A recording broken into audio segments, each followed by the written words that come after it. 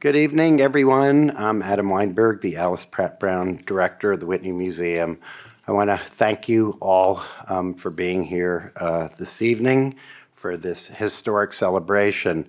I did want to start this evening, though, by making a kind of special remembrance to somebody we lost earlier today, Lawrence Weiner, who is 79 years old, living actually just a few blocks here from the museum.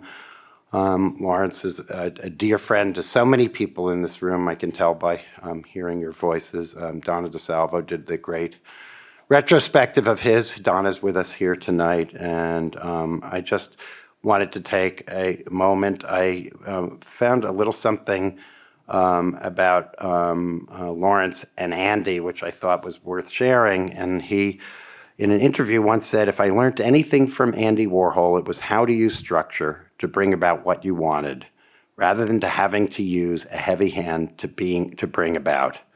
He knew exactly what he was doing, and he knew how to do it."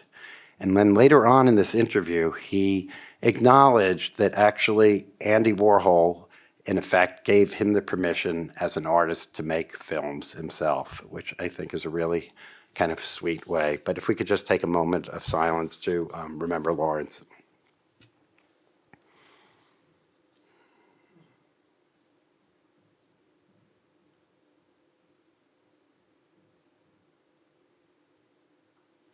Thank you. So on to happier moments and to tributes to great artists. It's my great pleasure to welcome you all here this evening for this historic occasion and to mark the publication of the films of Andy Warhol. This program has been organized to celebrate the very recent publication of Volume 2 of the Warhol film catalog Raisonné, addressing films that Warhol made between 1963, when he first picked up a camera, and 1965. Many of Warhol's best-known films, like Sleep, Empire, and Vinyl, were made during this period of intense creativity. This 500-page tome sheds new light on these films and many others, and in so doing reshapes how we understand Warhol as an artist. And I actually was just remembering tonight a celebration we had 15 years ago in 2006, which is hard to believe, to celebrate Volume 1. And that gives you an idea of how much has passed in making this book possible. Throughout the Whitney Museum's long history with Andy Warhol, which dates back to 1967 biennial, his films have been a major component of the museum's research, collection, and presentation of his work. While these films may be less familiar to audiences than Warhol's paintings, sculptures, and work in other media, this book makes it absolutely clear that they are central to his artistic enterprise. This is due in no small part to the eminent curator and film scholar, John Hanhardt, who served as head of film and video at the Whitney in the 1970s, and 1980s, and 1990s. And you will hear tonight it was John who convinced Warhol to share his films with the public after withholding them for years, which led to the initiation of the Andy Warhol Film Project in the early 1980s, conceived by John together with Mary Lee Bandy of MoMA. Initiated as a partnership between the Whitney and the Museum of Modern Art, this ambitious project was developed to preserve, research, and archive all of Warhol's films with the goal of documenting each one in a comprehensive catalog raisonné. It is and has been a truly unprecedented institutional collaboration and truly epic in its scale. In 1991, John brought on the late and beloved Callie Angel as curator of the Andy Warhol Film Project. Her research has been foundational to this publication. Callie built an archive of research material that is and will continue to be an invaluable contribution to the field of Warhol scholarship. Hundreds of hours of films have been cataloged, documented, and preserved, and if not for this exhaustive endeavor, these films likely would have remained relics of the past. I want to acknowledge dear Callie and her remarkable contribution to this project, which cannot be overstated. I'm sorry Roger Angel can't be here tonight, but I know that he has received the volume and is very pleased and proud of it. And I want to acknowledge that Volume 2 is dedicated to Callie, her vision, her profound commitment to Warhol's films. Following Cowley's example in the first volume of Screen Test, the scholarly significance of Volume 2 of the Catalogue Raisonné is extraordinary. Thorough analysis, critical interpretation, and numerous stills of 100 films, many of which otherwise would be inaccessible, are now readily available to scholars, artists, and anyone interested in the study of Warhol's filmography. Moreover, the essays and entries provide key contextual information, discuss Warhol's influences, source materials, working methods, and technical innovations, as well as engagement with performers, writers, and other collaborators who participated in his groundbreaking films. This Catalogue Raisonné project is ongoing. I'm pleased to announce tonight that the Whitney's next step to ensure the continued accessibility of these resources will be to transfer our expansive research archive to our long-term partner, the Museum of Modern Art.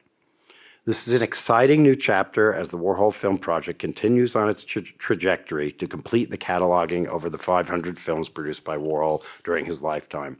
We're grateful to Glenn Lowry and MoMA's director, Raj Roy, MoMA's chief curator of film, who I think was supposed to be here tonight, and I hope he is, for their partnership. I want to also gratefully thank the president of the Warhol Foundation, Joel Wax, who has really just kept this going for so long. The CFO at the Warhol Foundation, Casey Moore. I'd like to acknowledge the board, and in fact, many boards of the Warhol Foundation, because the Warhol Foundation rotates its boards. I think we've had probably 4 or 5 boards since this one started. But I think Deborah Cass and Ruby Lerner are supposed to be here this evening, and I want to acknowledge them on behalf of all of the boards of the Warhol Foundation. I'd like to acknowledge the staff of the Warhol Foundation, many of whom are here tonight. I know Neil Prince is here tonight. We're really honored to have you here, Neil, for your persistent and essential effort, support, and information you've provided. And I also want to acknowledge our friends at the Warhol Museum, Patrick Moore, the director, Greg Pierce, the director of film and video, and Geraldine Huxley, who was a former curator of film, have been important partners in this endeavor.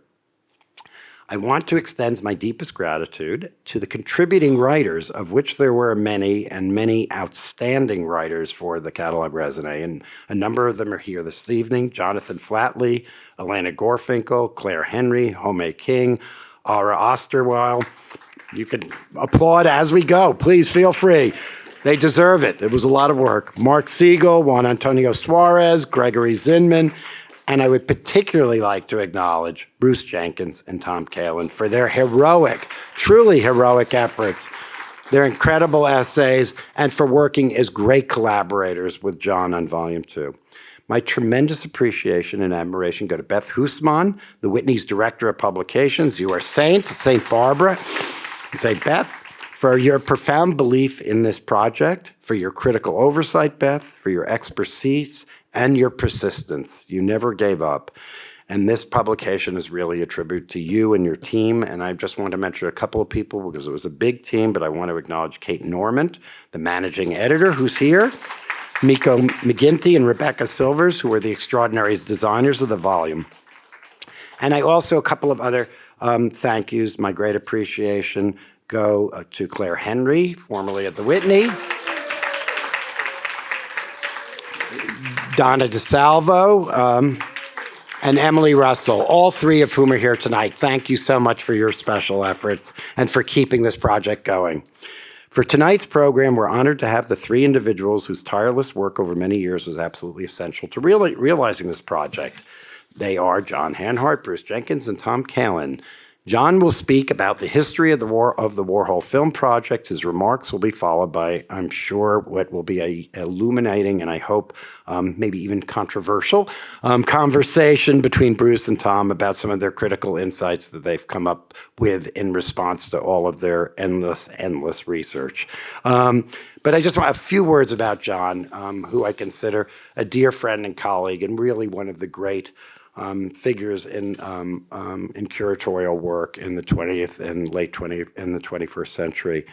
John has devoted his now 50-year career to representing, devising, and creating film and media forms within the context of museum exhibitions.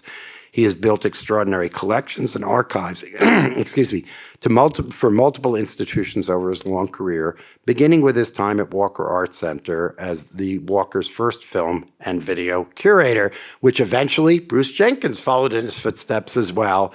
And I had the pleasure of being also at the Walker at the time with Bruce, so I think the Walker was a touchstone for all of us.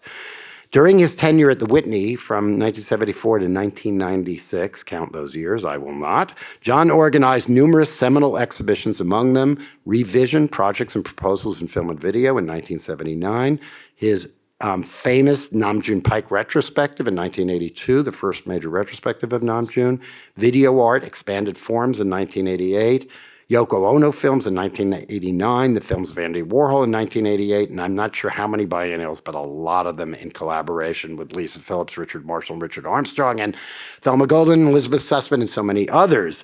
And just to say, in the 1990s, John curated dozens of exhibitions, including those with artists such as Shigeko Kubota, Dan Graham, Jonas Mekas, Terry Berkowitz, Adrian Piper, and I will end the whole evening tonight by reading the rest of the list of all the things he's done.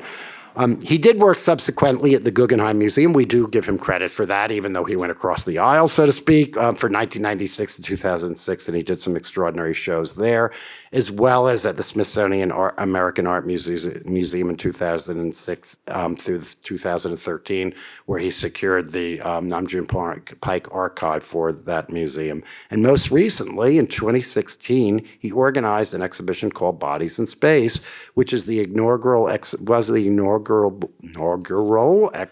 at the Memorial Art Gallery in Rochester for their Media Arts Initiative. John, thank you. I am so grateful for your vision, for your consistency and belief in this project. It has been a decades-long odyssey. And while this book is a tribute to Callie, I hope Raj Roy is here tonight. The next one should be dedicated to John Hanhardt. So thank you all for being here this evening for this historic occasion. It's my honor to introduce my friend and colleague, John Hanhardt.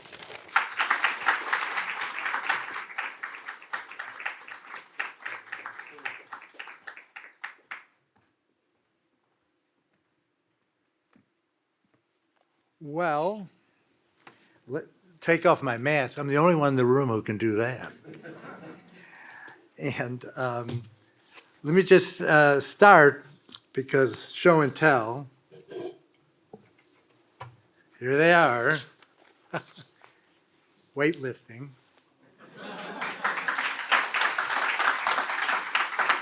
The Screen Test Volume 1, 63, 65, Volume 2 that we're celebrating this evening, this inauguration. And this has been a dream. I can't say enough about what it means to be here and holding these two volumes in my hand in front of all of you and many friends. And whoops. Even with all the preparation you do, you still knock into things, you know what I mean? It's just, so I wanted to offer, and Adam really covered a lot of the territory I'm going to be talking about, but I wanted to offer some highlights and memories from the story of this project and the amazing people who made it happen. It's important to remember, now this is to remember that Andy Warhol in 1970 withdrew his films from circulation, making a vital and key part of his art practice unavailable. And this was a conundrum we all faced. And I want to start my story in the early 1980s when I began to want to explore if access to the films was possible. Now, I was inspired by what I learned about the films in some limited exposure, but thanks principally and especially to Jonas Mekas. I can't say enough about Jonas. An inspiration, and he, in his Village Voice columns, remember those? Fantastic. And Film Culture, wrote about, and then we talked about these films, and it just seemed something so vital that we had to try to get them out. And Stephen Koch, I want to remember him and his book Stargazer, one of the early volumes on Andy's films.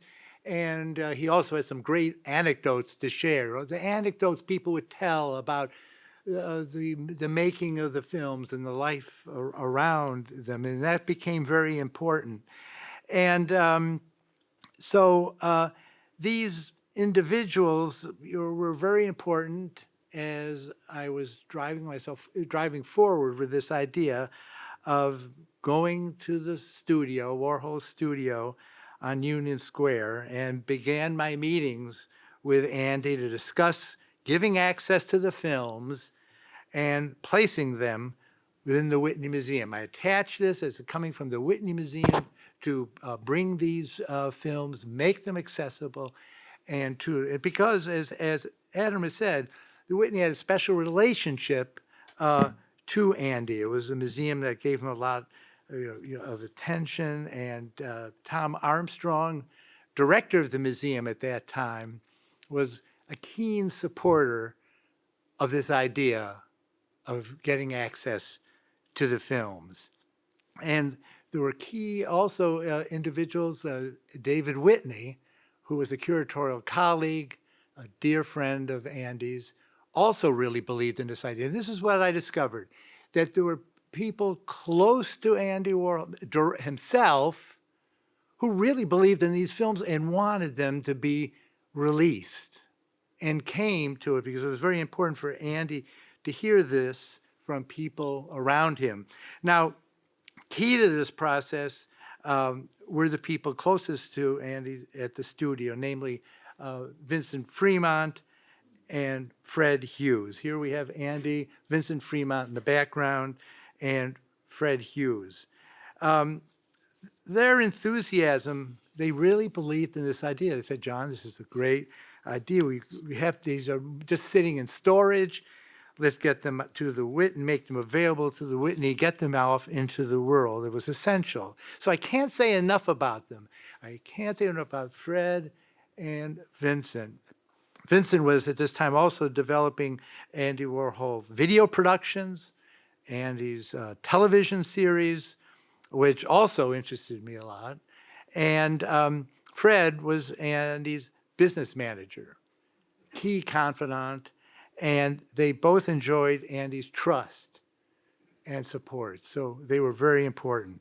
And Vincent has remained a longtime supporter of the film Catalogue Raisonné.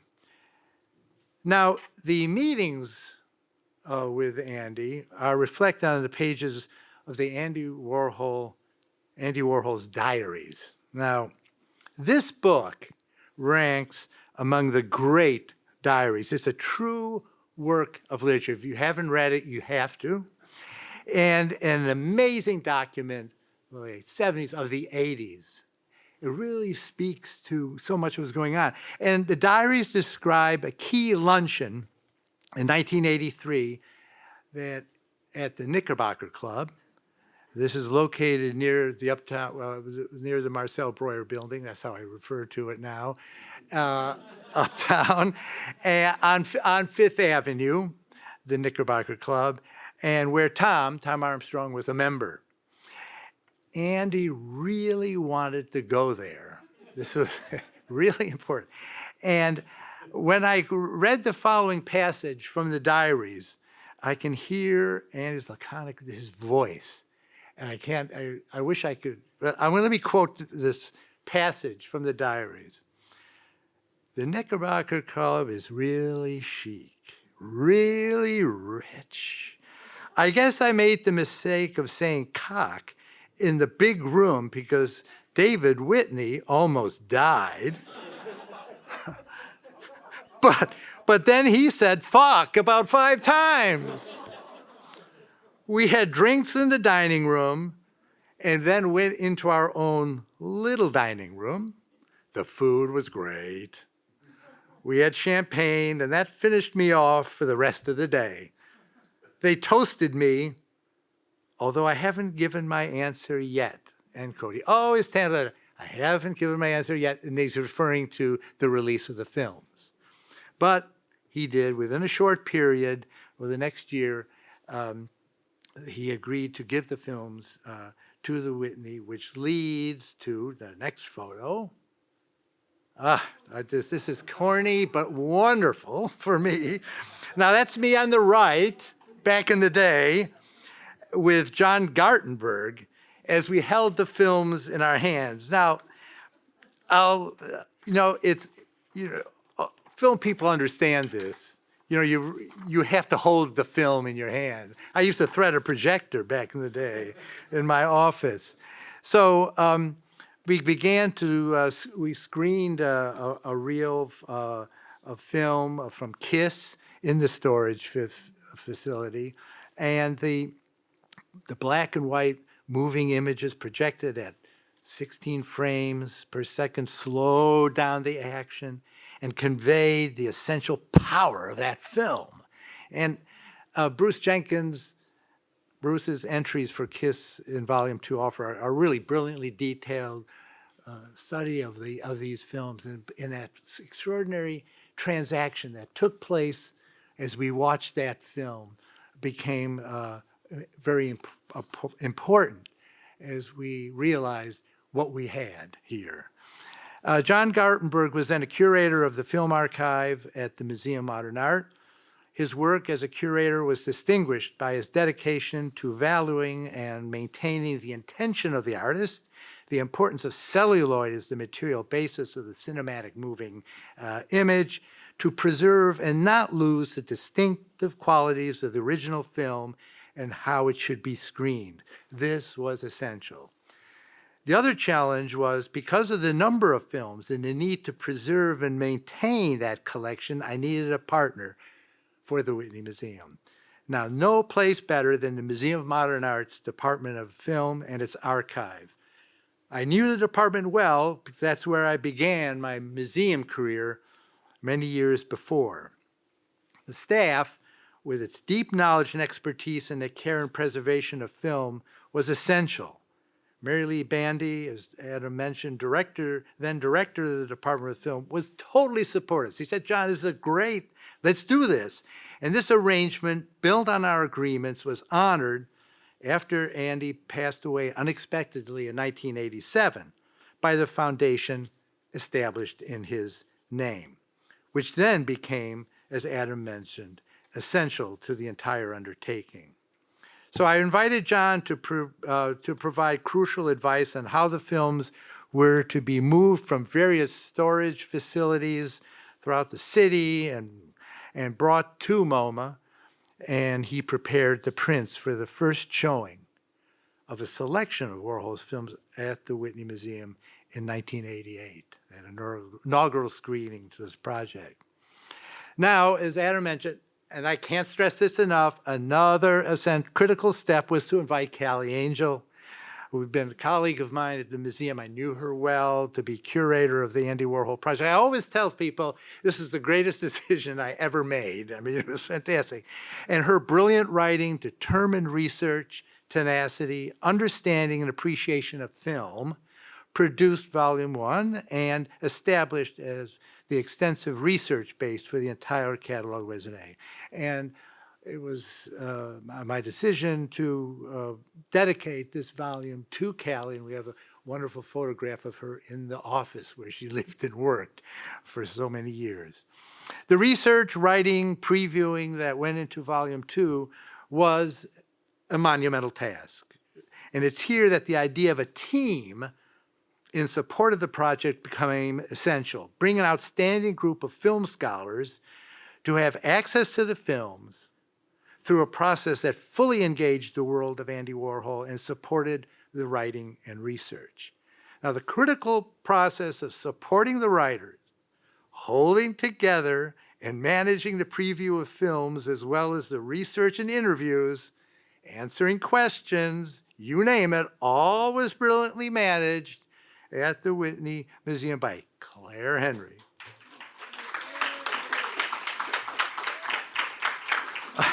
Who was Callie's assistant and took on the daily management of the schedule. in the process becoming a fundamental resource to the writers and all those contributing to the Warhol Film Catalogue Raisonné project.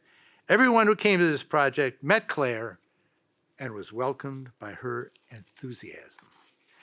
Now, key to this process was the screening of the films, which took place at the Museum of Modern Art. You see, you have to break this down, and you realize how complicated this was. This isn't just sort of like flew in through the window.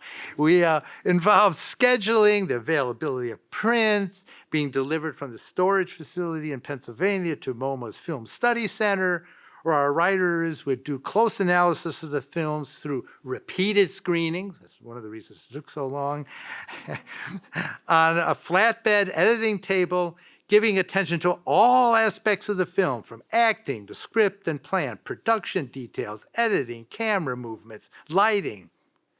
This was to understand. It's not holding up looking at a slide of a painting. We just, no, you had to work with time, folks. As I always would tell Adam, it's all about time, Adam. It's all about time. Raj Roy, chief curator of the film department, who I can't thank enough, brought his full support to this undertaking. And I want to thank the professional staff for their patience and thoughtfulness, especially to Katie Traynor. We were also greatly helped by Patrick Moore, director of the Warhol Museum, established in Pittsburgh, who brought his enthusiasm for Warhol's filmmaking to support us and assist the writers with access to the primary research material of that museum's library, archive, and later by making available digital copies of the film. And I want to send my thanks to Greg Pierce and Gerald Huxley of the Warhol Museum for their time and assistance. Now, the heart of the volume are the entries for the film. Each film would need to be properly identified, described, placed within the context of Warhol's cinema and its cultural and social milieu. And every film had its own challenges, as the differences of Warhol's methods would change and clues were often in the films themselves. Warhol was an auteur behind the camera and creating the scene with key performers. Writers and writers were all set into motion by Warhol, the filmmaker. This is really, to stress this, for me, was very important in this volume, was to make clear that Warhol was the artist behind the camera making these films. Bruce Jenkins, a dear friend and brilliant scholar and curator, brought his deep knowledge and insights to the formidable task of the writing of the entries for 1963 and 64, meeting a real challenge eloquently and providing extraordinary insight into Warhol cinema. Tom Kalin brought his experience and understanding of film as one of our finest filmmakers, and I thought this was really important to have in looking at this work, to the task of both introducing 1965 as well as writing a number of the entries. Now also, special thanks to Bill Horrigan, one of our finest curators who made a crucial contribution to the project in terms of his notes and screenings that were then available to the writers. And these writers who finished out 1965, I can't say enough. I mean, this is kind of the great thing about it being in my position. You select, the best that you feel can really do something important for representing and understanding Warhol's films. Jonathan Flatley, Elena Gorfinkel, Claire Henry, of course, Homei King, Era Osterweild, Mark Siegel, Juan Antonio Suarez, and Gregory Zinman. Each of these writers, outstanding scholars, and have made an important contribution to the study and appreciation of Warhol and film culture. I have to stress this, if you haven't, it'll be one of the pleasures opening this book. Their entries are a joy to read and learn from. Close attention to the films, the context, and the ways that Andy conceived and directed the action, worked with, and developed his films. It is here, and this is a final point I want to make, that the ongoing interviews with performers, artists, writers, curators, playwrights, the world around Andy, from Billy Name to Ronald Tavel and Bob Heidi, who's in the house, were so essential to shedding light on Andy's filmmaking. each gave of their time and were so generous, and I really can't thank them enough. And looking through the acknowledgements, you get an idea of that in the book, as well as the notes to volume 2. These notes, I love these notes because there's a depth of response and the quality of the insight that was gathered through this generous enthusiasm of all these people. And now, I hope am I running over? I am? Oh, big time, huh? Okay, well, let me just, well, that's I can do what I want. Okay, so, I'm sorry. Well, I just want to thank key people at the museum. Emily Russell, who brought her great administrative skills. I mean, these are the people who got the book over the finish line. Beth Hoosman, as Adam mentioned, head of publications, genius at managing this. And Kate Norman, editor extraordinaire. I mean, what can I say? They brought enormous skill, dedication to every detail of the preparation. And of course, there also the special interns, the special research assistants who could help Claire in this project. I have to mention Jessica Polinsky. Polinsky was so key to this. And Nicole Maley, she's here. And Miko McGinty, who designed volume 1, and then working with Rachael Sivers, and who did a fantastic job with volume 2. Beautiful design. I mean, managing those photographs, the images, in relationship to the text, and everything was fantastic. And to Yale University Press for their distribution. Now, I'm looking at, I love Yale University Press because they were so excited about the book. So sell it. That's what I said. So let me see. I just want, I want to thank a couple more people in realizing this project that is so important. And of course, I've mentioned the Warhol Foundation early on provided that critical support, and Joel Wax. I mean, Joel and Adam, they were so shared their infinite patience at crucial moments to come to the rescue of this project. And also at Neil Prince with the foundation and his Catalogue Raisonné, the sort of monument behind our project, was a great reference. So, and he was very helpful throughout this project. So I just want to end by saying that we're really thrilled about this archive of material going to MoMA. And I really want to say that I've been impressed with Glenn Lowry and Raj and Adam, thank you for your support in making this possible, because it puts this research material together with the films. And I'm thrilled about their support for this. And the final thing that I want to say is a shout out to Donna DeSalvo. These great examples of Warhol exhibition here at the Whitney. Whitney has been so important to this whole project. And I also want to say how impressed I am with what's happening with the permanent collection and the integration of film at the Museum of Modern Art. Stuart Comer doing remarkable work there with Raj Roy. So, I'm impressed by a lot of people. So with that, it's my pleasure to turn this over to the stage over for what will be their thoughts of Bruce Jenkins and Tom Kalin. I'm supposed to introduce them more thoroughly, but let me just say that Bruce is professor of film, video, new media, and animation at the School of the Art Institute of Chicago. And among his great scholarly achievements are his Gordon Matta Clark work, Hollis Frampton, Michael Snow, Bruce Conner, among many others. And to Tom Kalin, one of my favorite filmmakers, writer, activist, you name it, narrative features, mixed media installations, is it political activism, fine film. I love showing his work in biennials. I don't do them anymore, but there they were. It was great work. So, and he's now, of course, a professor at Columbia University in the MFA program. So with that, I'm going to turn things over to those two gentlemen to regale us.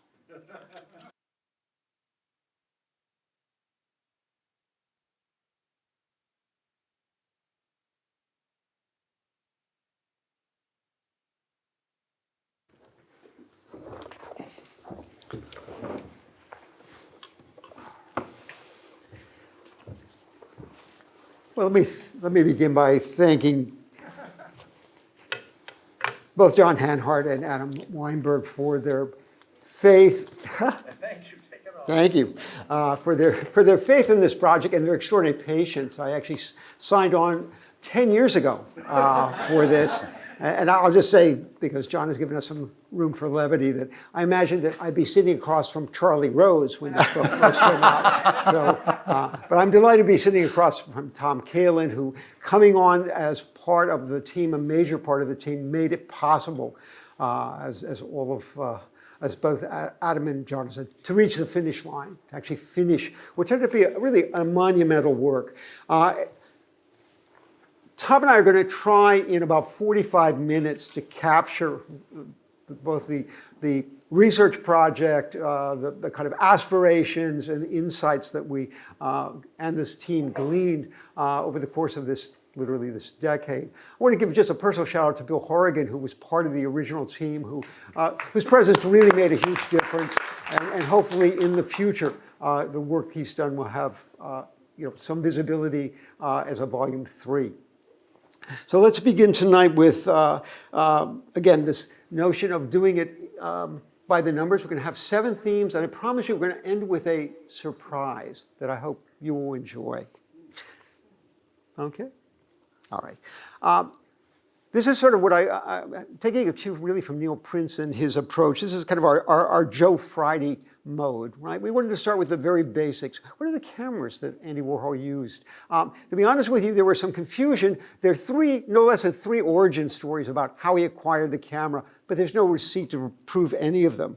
So all we know is that he had, sometime by the summer of 1963, a Bolex Rec 16mm camera, a spring-wound camera that had certain limits. The first of which is that it only held a 100-foot roll of film, about 3 minutes or so, but shown silently at about 4 minutes. And that it could do some limited things. It could change the speed. You can see he had some lens possibilities. He could do certain things with it, but he was a rookie filmmaker. And so part of it was, and Tom will be speaking about this as well, there's a kind of arc to his filmmaking that involves really learning in making these hundreds of rolls of film. I want to talk about just 2 things, though, that are really important. John alluded to it. Warhol made an extraordinarily important decision early on, which was to show the films not at sound speed, 24 frames. The films were shot 24 frames for the most part, but show them at the silent speed of 16 frames. And it was really Jonas Mekas who first understood that this takes them out of what he called uncontrolled actuality and brings them into this almost like dreamlike space where you get a little bit of flicker, you get a little bit of that distended temporality that is truly cinematic when you speak about cinema. And the other thing to say is those white dots. And so that's what a 100-foot roll looks like. I was the one who screwed up the tape. Right? I remember taking it off, and when I put it back, I could never quite get it. But this is to show you that we know categorically, because I was mostly looking at, if you can imagine this, I spent about 8 years looking at mostly camera originals, the film that Warhol bought at the camera store, put in the camera, shot, took it to be developed, to be processed, and then from the processor got a reversal print, which he simply put in a projector. He was a little bit on the frugal side and didn't like to make work prints, but he also saw something in the reversal that was really truly magical. And if you want to show the white dots, part of it is these white dots, even Stan Brakhage would cut the white dots, right? This was basically punch marks so that the processor would know which film stock was being run through the machine. Virtually every other filmmaker would cut them, but Warhol kept them in. Partly the frugality, and partly because they actually do shed light on the production process. You actually, I mean, if you've seen films like Blowjob, you get this extraordinary moment at each reel break, right? At each roll of those lights coming in and of the dots playing over the face. So this was the first camera. All 590 screen tests were shot with it. Almost every film in 1963 and 1964 were made with it. And he continued, as Tom knows, to use it episodically in 65 and 66. So now you have the camera that you're seeing here, which is the Oricon CM72A. It was also called the Super 1200. In the end of 1964, Warhol shifted to this camera, which allowed to shoot 1,200-foot reels in 16 millimeter. Projected at sound speed, 24 frames a second, they're 33 minutes. So beginning with the movie Harlot in the end of 1964, Warhol substituted the roll, the 100-foot roll, with the reel, the 1,000-foot reel, or 1,200-foot reel, and with that, increase the unit of time that he was working with in these films. And the features, beginning with Harlot, for the most part consist of 2 reels put together. A fundamental thing happened shifting from sound, silent speed projection to projecting a sound film. These ethereal bodies that moved in a very fluid way suddenly got brought down to earth. And they became noisy, and they spoke and interrupted each other and overlapped in dialogue. And we recognized the bodies in the sound film in a very kind of different way. There's a fundamental shift about kind of persona and personality that comes in with the introduction of sound in those films. One of the films that really stands out for me, when you look at the films in early, end of 1964, is Harlot, which is quite crudely photographed. And along the way in 1965, we have some movies where there are very severe technical mistakes. I'll talk later about the movie Poor Little Rich Girl, in which the first shoot is entirely out of focus because the lens was not properly collimated, attached to the camera. But by the end of that year, December 1965, and with a scenario by the great Robert Heide, who's with us tonight, we have the film Lupe. One of the reels that is just so extraordinary to see is, unfortunately, the least seen of the reels. The third reel, which wasn't preserved because at the time of preservation, it wasn't known that Warhol had probably shown it in triple screen projection. It's a reel featuring Jason Holliday. Many of you in this audience will know him from the movie Portrait of Jason. Warhol, of course, always getting there first, shot with Jason Holliday before the movie Portrait of Jason. And the operation of the camera, the fluid cinematic pan, is something like out of a Fassbinder film. You see by December of 1965 the great facility that Warhol has with operating the camera, and it really dispels a lot of the ideas that Warhol switched the camera and just walked away. This is actually where we come to what we call Eureka Moments, and the very first one for me is one really that Tom's almost kind of pinpointed. We often have these misguided understandings, and then of course it came from the fact that no one could see the films for nearly 2 decades, about how they were made, who made them, why they were made. And one of the first Eureka Moments came in, within the first 10 100-foot rolls that Warhol shot.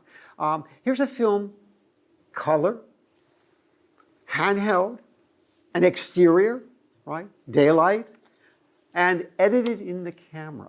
It's called, it just had a quick title, Bob, Indiana, etc. But as you can see, it's kind of like an elaborate home movie, but it is extraordinarily well made.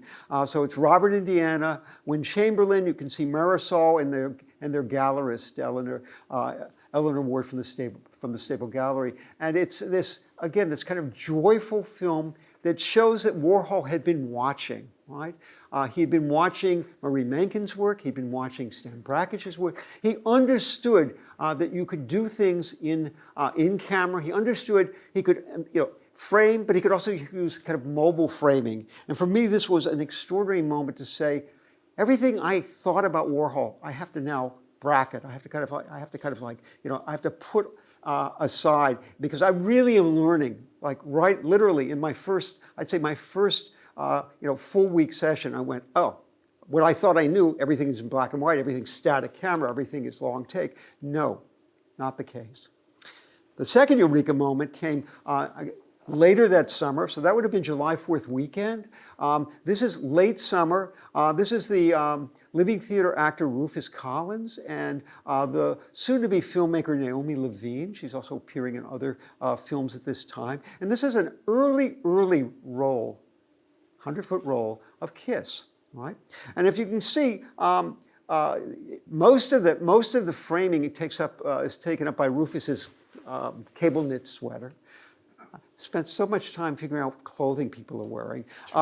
And there's a moment in this in which Naomi reaches over to embrace, right, Rufus, bring him a little closer, and her peasant blouse sleeve obscures their face. And I'm watching, and then they stop and they look up, and you can almost see Naomi going like, what? Warhol's telling him, that's not going to work because I can't see you kissing. And this is an outtake, of course. No one's seen it. It's probably not even been digitized or archived, but it's in the archive. Anyway, it was at that moment that I knew Warhol had a vision, right? It wasn't just uncontrolled actuality, right? He wasn't just a fly on the wall. He wanted something on, right? He wanted something on screen, and when he wasn't getting it, he was already, right? This is like he's been making films maybe 3 months now, willing to say to his actors, no, let's do it this way. So it was, again, a kind of extraordinary moment for me. And then finally, the third moment, this is a completely unknown film. I feel so badly that Marisol passed away. There have been so many exhibitions of her work. The Whitney has an extraordinary collection of her work that these particular films were never shown. These were 2 films made at the Stable Gallery for Marisol's exhibition. This would have been February of 1964. One is in black and white, and one is in color. It's the black and white one that's extraordinary. It's done very much like Bob Indiana, etc. It's all in camera editing. In fact, he calls it stop motion, even though it's not really stop motion. He basically plays with single framing and pixelation, and Marisol is marching up and down. She's posing by almost each of the large-scale sculptural assemblages. All sorts of in-camera tricks are done, and it's a brilliant portrait of the artist and her art. The second film, done in color, single, long take, on the tripod, standing adjacent to this large grouping, and it was Warhol trying to figure out, who am I as a filmmaker? And I have to say, it reminded me immediately, and this was the Eureka moment of it, of something that had taken place in 1962, and we should just put on the slides. This is a famous story Warhol recounts it in Popism of showing 2 canvases to a close friend and advisor, Emile D'Antonio, and having D, right, with I think a glass of whiskey in his hand, appraise the work. And of course, if you know the story, D looks at the one up here, right, this one, he says, one of these is a piece of shit, right? Simply a little bit of everything. The other one is remarkable. And then Dee told him, you ought to destroy the first one. He didn't. That's why we have that image. And begin to show the other one. So it's this notion that Dee wanted him to basically do what he called this kind of cold, hard stare and avoid this, right, little bit of everything. And in looking at the 2 Marisol films, I realized Warhol is now thinking, he's now having his D, right, his Emile D'Antonio moment for himself, right? Do I make my films where I do a little bit of everything? It's like Marie Menken, it's a little like Brakhage, it's a little like the lyrical in poetic cinema, or do I just use, right, this singular mode? And that's why those 2 films, I think, are so extraordinarily important as a moment of reckoning for him. So for me, the Eureka moment involves D'Antonio in terms of looking at the films. January 19th, 1965, Warhol shoots a film called Drunk. It's a 2-reel film. It's a film I got very intimate with because in order to understand the film, I watched it, I don't know, probably 20 times in order to make a complete transcript. The first reel shows D'Antonio drinking a bottle of whiskey based on sort of the idea of the military game or the military taunt of seeing if you could drink a quart of whiskey and survive the experience. He's incredibly erudite. He, quotes Dante. He speaks in Latin. He gossips about, Castelli, and goes on at great length. By the end of that reel, there's a reel change with the Oricon. So when you shoot that 33 minutes, that reel has to be extracted, put put into a black bag. And in the beginning, in January 19th, they're not very good at reel changes, so they take a while. We have actually a witness, Sheldon Renan, who who observes the shooting of Drunk and gives us a kind of incredible experience. The second reel, which you see on the right-hand frame, Dee is nearly dead. And it's a film, that, like Callie Angel has said, many of Warhol's films really fundamentally focus on the idea of portrait. And this is a film that, is a portrait of an intimate scene with a kind of incredibly intimate camera, but also a kind of brutality of this kind of seeing a person reduced almost to an object, and the kind of complete dehumanization of him. Another aha moment I didn't really touch on is the kind of connection Warhol made to the people that he worked with and collaborated with. Jonas Mekas had shot a film called The Brig, which was an adaptation of a play by the Living Theatre using the Oricon. And that use of the camera and the result of that film inspired Warhol to realize that this camera was really suitable for him. It was a camera designed for journalism and news reporting, sound on film. So you could shoot and show it right away. And that ease of operation, that ability to move forward really appealed to Warhol. The second aha moment for me is just thinking about the fact that in a 2-week period starting in early April, Warhol made a number of films back-to-back that are quite distinct. The first is the film Bitch, which is a kind of illegal or illicit adaptation of Who's Afraid of Virginia Woolf, starring Marie Menken and Willard Moss, who are said to be the real-life models for George and Martha in the play. Like Warhol did during that period of time, he did not option or pay rights to anyone, because Warhol was cheap. So this is an illegal adaptation or iteration of all these plays. You can see on the left Edie Sedgwick. This is Edie Sedgwick's first film appearance in one of the sound films, not, as has widely been reported, vinyl. Shortly after, he shoots the movie Horse, scripted by Ronald Tavel. It's a kind of parodic, homoerotic Western. And you see, so, and it's with, Gregory Baddock and Larry Latray and a number of other actors who are also in the film Vinyl shortly after. And it's a film where sort of the means of production are part of the film. Warhol was, and Tavel were both very interested in the ideas of like plays trying to form themselves, or narratives where the frame of production was seen at the same time as the narrative, and that these two competing realities worked against each other. A kind of fictional, scripted reality that Tavel provided, but Warhol constantly undercutting it with a kind of documentary eye. Here we see stills from Poor Little Rich Girl. It was shot twice. On the left, you see what is in the final film. It was shot with a improperly collimated lens. Warhol buys and replaces a new lens. We actually have the receipt for that. It was like, that's a Claire Henry moment, thinking of those receipts. And so we know that there's an ingenue lens that he buys and reshoots both reels. What you see on the right is the version that doesn't happen in the film. And I think it's so striking. I mean, that left, the stroke of genius of letting us imagine all the details of her face. And when we see her in crisp focus, it's, for me at least, way less evocative of a film. So the final film involves the out-of-focus first reel from the first shoot and the second reel, which is in focus, from the second shoot. And then finally, Vinyl, which is one of the most iconic and famous films of Warhol. All of these films that I've just showed you are happening in a 2-week period of time. And I think what's intriguing to think about them, especially with something like Poor Little Rich Girl, Warhol's working with a kind of verite idiom. He's starting to really pry apart the idea of persona and personality, and simultaneously exploring scripted, melodramatic, highly theatrical iterations, and then also, observational documentaries. And so just to read you this quote, which was provided to us by the wonderful John Hanhardt, "I leave the camera running until it runs out of film, because that way I can catch people being themselves. It's better to act naturally than to set up a scene and act like someone else. You get a better picture of people being themselves instead of trying to act like they're themselves." Okay, one big picture is a shout out both to Caliangelo and to Neil Prince. It was their idea that there was an extraordinary set of symmetries that connected the films, the paintings, the drawings, the sculpture, Warhol's work across media.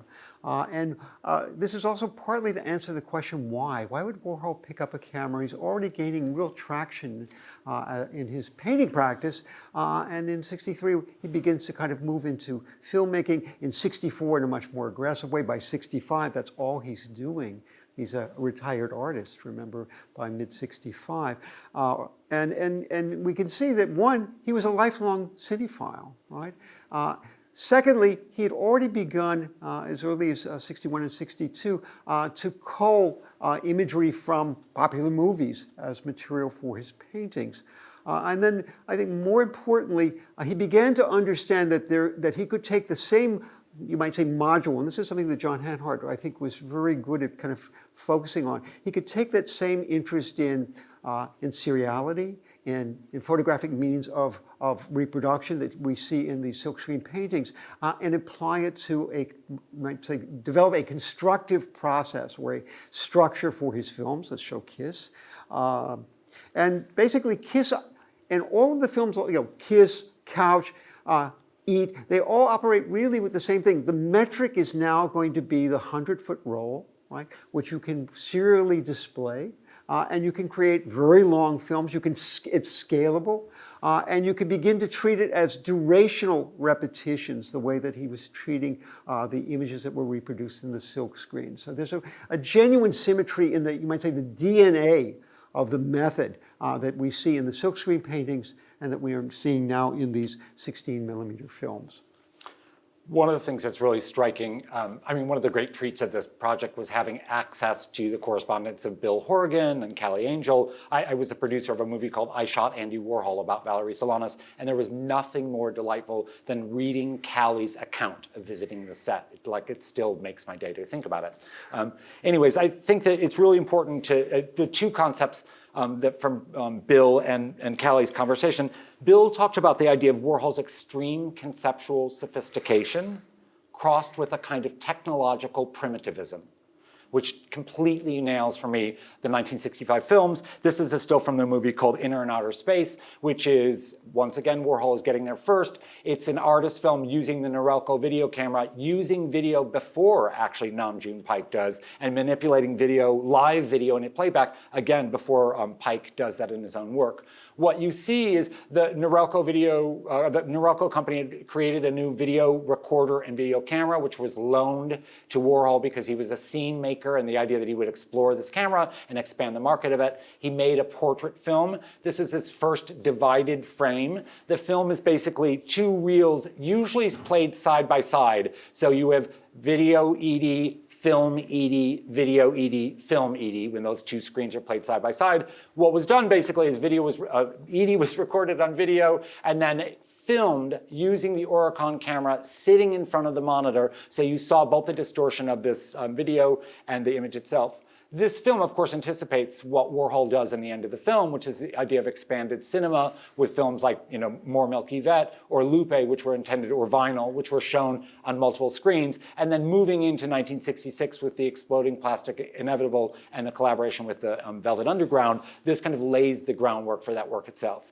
But I think there's just something so liberating about this idea of technological primitivism, using the state-of-the-art tools in a way that was like, a kind of complete provocation about, the audience's expectation, and even really a provocation, not just against so-called mainstream cinema, but against the avant-garde itself. In a way, and I think that kind of depth of Warhol's work in this single film really shows us something. It was meant to be a portrait about Edie's theories about space, but it's clear that Warhol wasn't even really that interested in Edie's theories of space and sort of followed the project in formal terms so that, the sound that you're hearing is competing with our ability to grasp the content of the film itself. And then obviously in October of that year, of 1965, earlier when Warhol goes to an exhibition in Paris, he intimates that he's going to stop making painting and his focus is shifting entirely to film. In October, they launched the first of the silver clouds from the roof of the factory. This one, a very long silver cloud, and he renounces making painting. Of course, as many things are with Warhol, you kind of can't trust Andy on a lot of things. So in fact, as Neil and I were talking about before, the event began tonight, he in fact didn't stop making paintings. Dance is important to Warhol really throughout his life, and if we see this dance diagram painting, we know that kind of early on in his painting career, dance literally figures into the content of his work. Also, dance, in terms of the history of experimental filmmaking, is one of the most venerable genres So there have been experimental films using dance or based on performance going back to the 1920s. And Warhol, in this period, I see him really trying to emulate. He's really trying his hand at all of the various genres or forms of experimental film. So making a dance film or making dance films, as it turns out, he made several of them, was an important part of his, let's say, his self-training, his on-the-job education to become an experimental filmmaker. So. What I'm so proud of is that the film that, if we switch to this, the film that I saw for the first time on, the big Chem in Museum of Modern Arts, sitting in a dark editing suite and saying, wow, that's amazing. I was watching the camera original of Jill and Freddie that was shot on the rooftop of Wynne Chamberlain's loft building on 222 Bowery. And it is basically, I think a single, maybe it's 2 or 3 internal cuts, but it's an extraordinary piece, an alfresco dance piece. And you should know Freddie Herco was Judson Dance Theater member, but though self-taught. Jill Johnston was a feminist writer and an extraordinary critic of dance.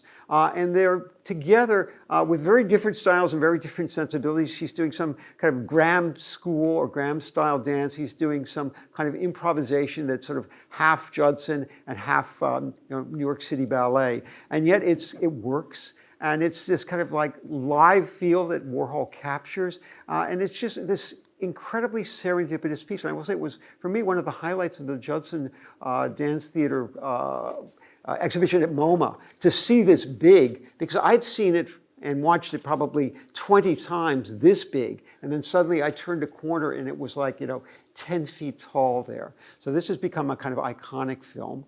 We'll do the next one. Jill Johnston would appear in one of the very first films shot in the factory. Warhol leases the factory for, I think, 5 years or 6 years actually for 4 years in 1960, in January of 64, he leases it. He gives Billy Lineage, aka Billy Name, the keys, and Billy begins to silver it like he had done his apartments. You can see the factory is only partially silvered and almost empty. And Jill Johnston decides that she's going to do a kind of Judson-esque piece using the kind of, basically the sort of janitor's tools that were lying about. So this mop and bucket become her props for an expired dance. She's also like carrying a carton of milk and a loaf of Wonder Bread, and it becomes a kind of almost slapstick version of Judson. And also really one of the most interesting and very early films shot in the factory.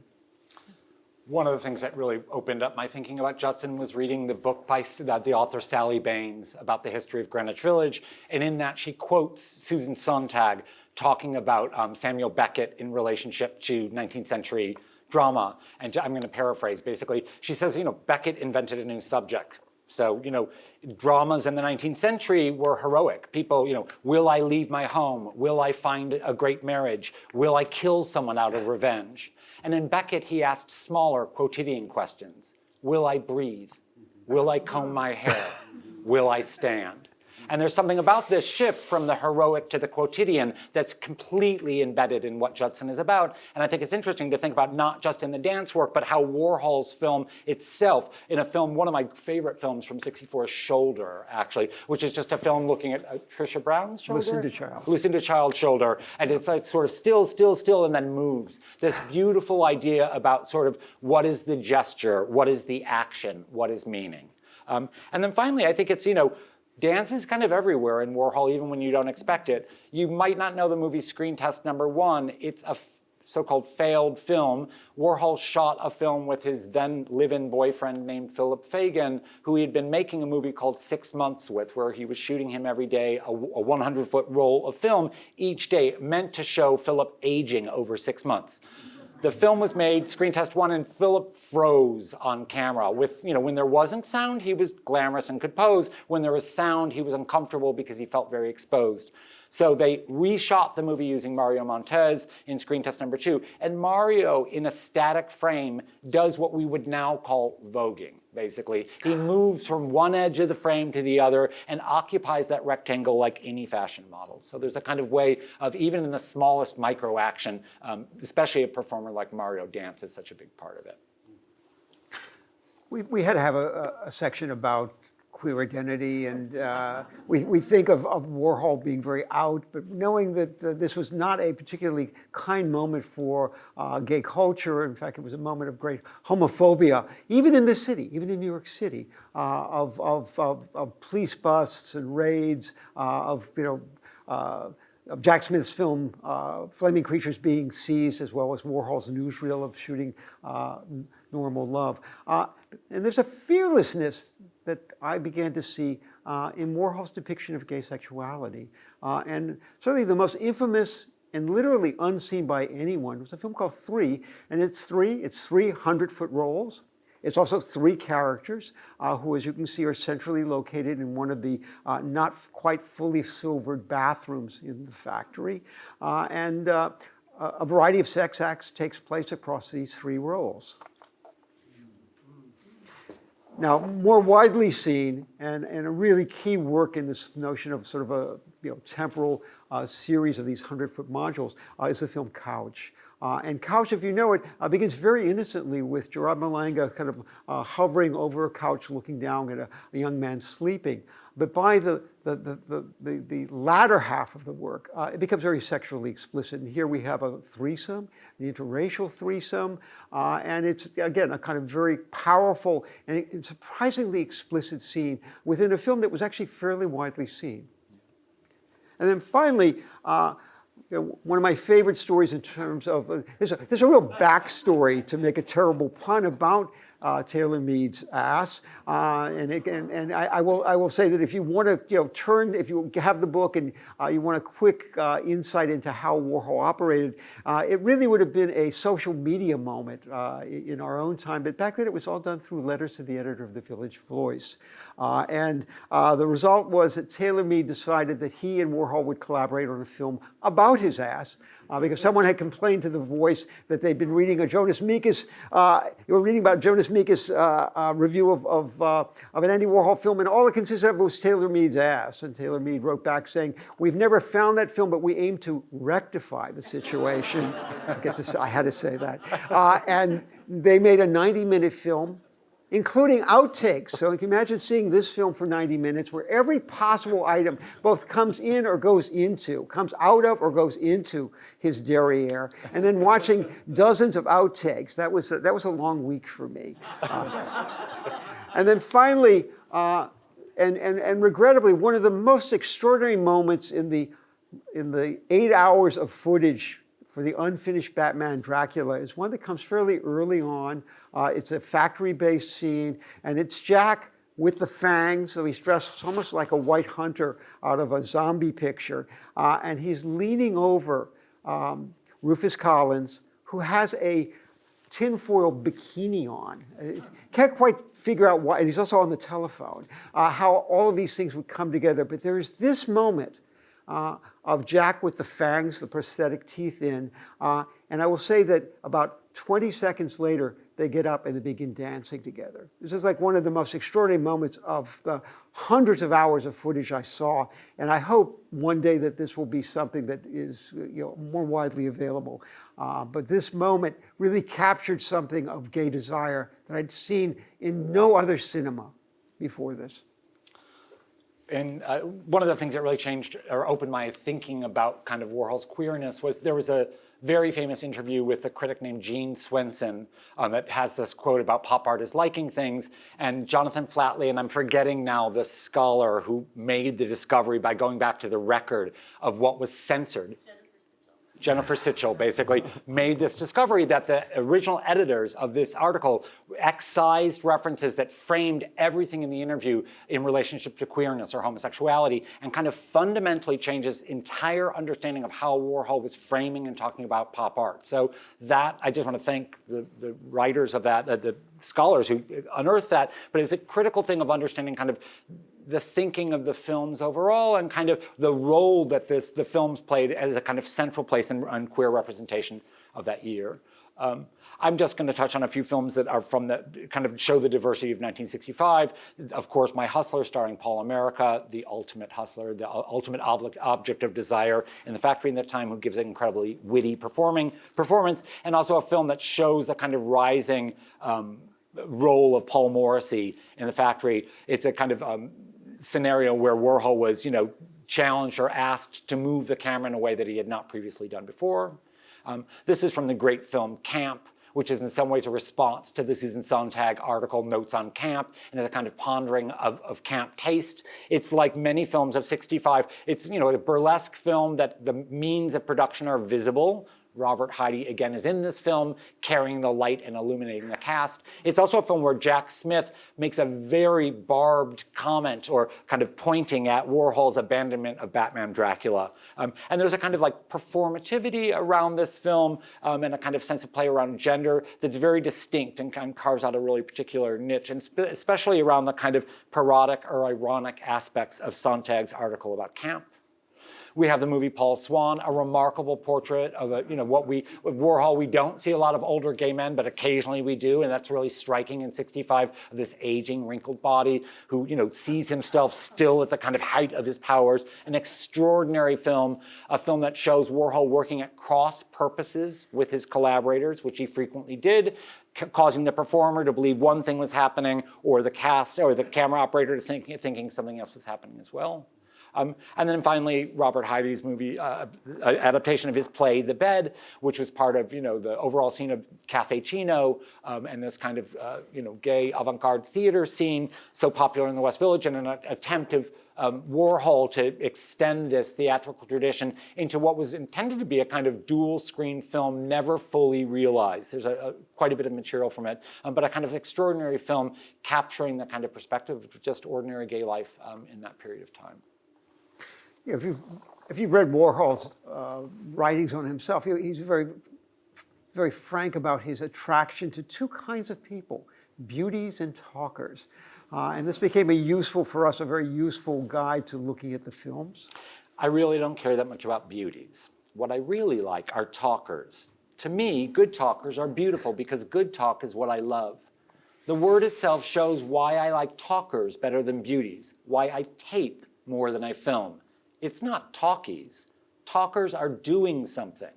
Beauties are being something, which isn't necessarily bad. It's just that I don't know what it is they're being. It's just more fun to be with people who are doing things. All right, so the beauties come first. And I would say the first beauty for him was Giorgiorno, the poet, and sometimes lover and confidant.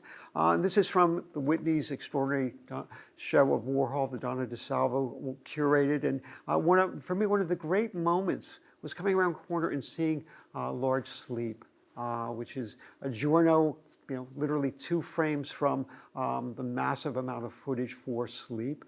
And it's like a love letter to Giorgiorno. And again, I think one of the great pieces of, let's call it, sculptural work, and one of the few moments of crossover, literal crossover between his film practice and his painterly and sculptural practice. Totally.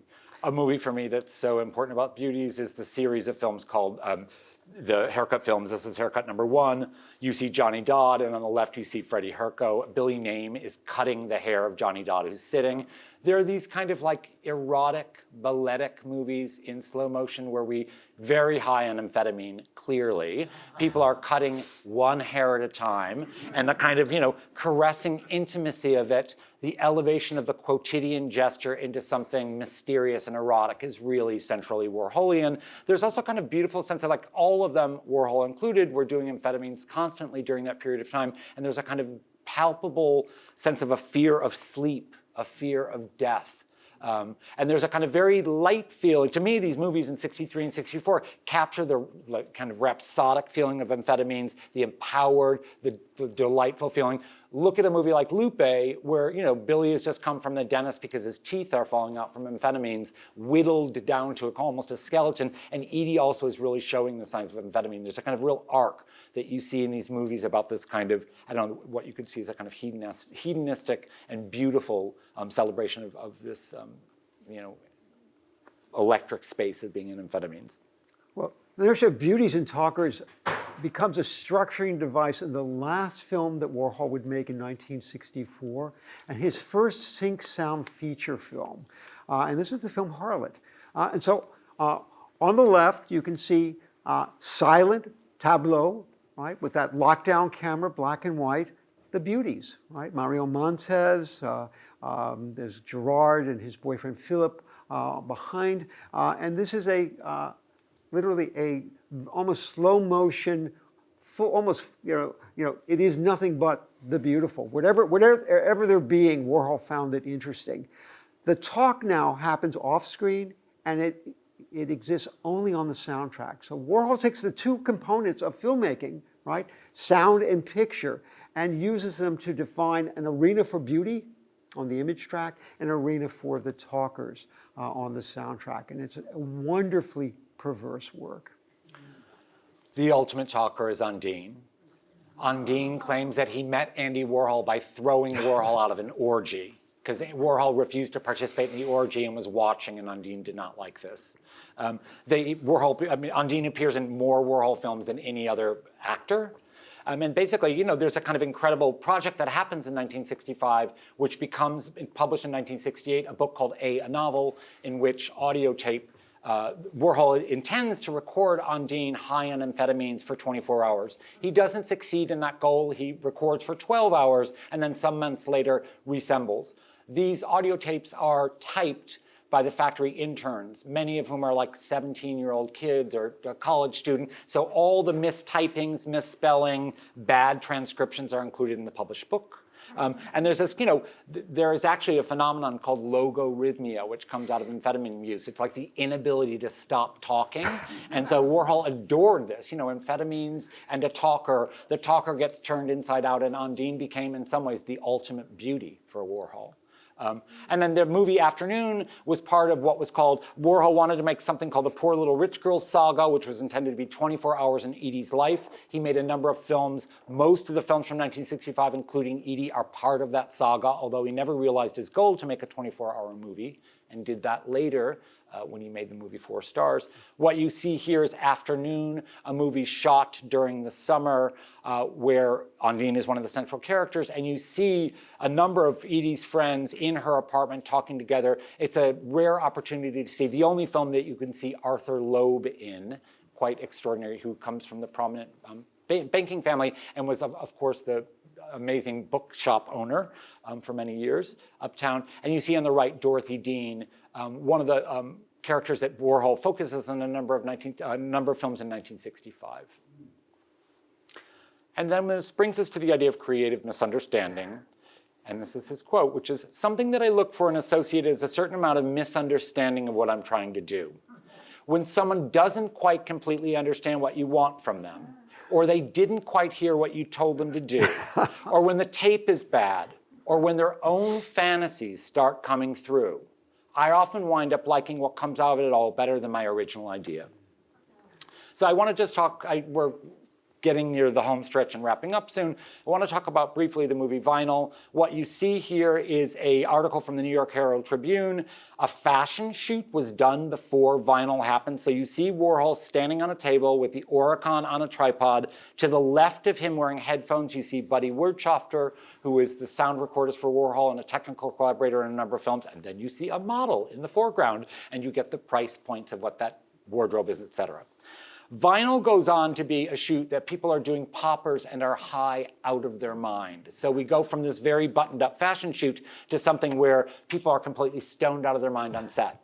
Warhol also intentionally created creative misunderstanding. Gerard Malonga, his studio assistant who plays the lead role, wanted to rehearse, wanted to know this script that Ronald Tavel had written.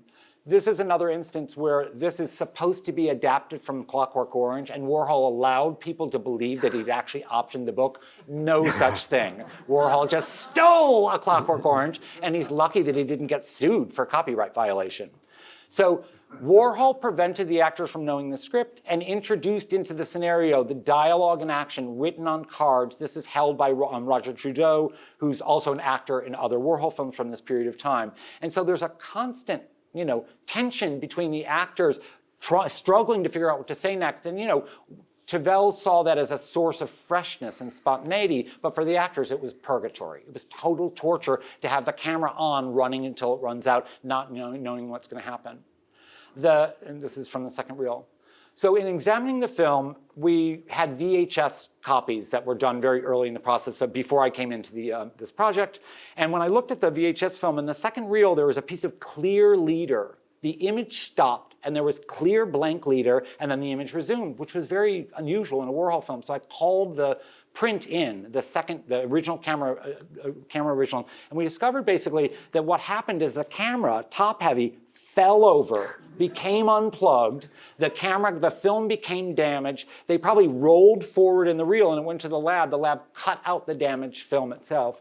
And it was a kind of really incredible moment to have your hands, like Bruce is saying, on this primary source material and kind of sleuthing through, because everyone was so stoned, some people were like, there was a power outage, and very few people accounted actually what happened. So, just incredible experience to dig into the physical material and from that understand the kind of aesthetic choices that got made. All right, and we are literally at the end of our presentation. Probably the most extraordinary creative misunderstanding is one between Jack Smith and Andy Warhol, who wanted so desperately to make a film that they couldn't even decide on the title. Was it Batman or was it Dracula? Was it about a kind of Caped Crusader or was it about a vampire? And throughout the film, Jack himself is never sure. Sometimes he's dressed like a magus.